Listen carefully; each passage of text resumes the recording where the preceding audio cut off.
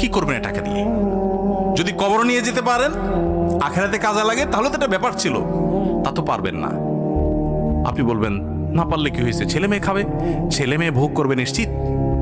বহু মানুষ সম্পদ রেখে চলে গেছে, তার ছেলে মেয়েরা ভোগ করতে পারে নাই, হাতে বুতে অন্য মানুষ খেয়ে ফেলছে, আছে না নাই?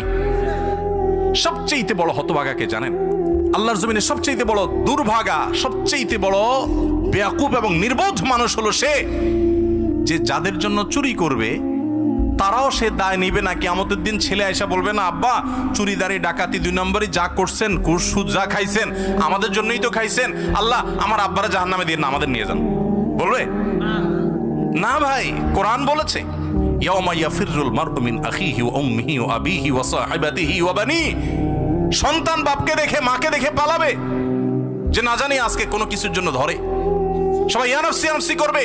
যাদের জন্য চুরি করবেন ওরাও দায় নিবে না। আপনার মতো নির্বোধ কে হতে পারে?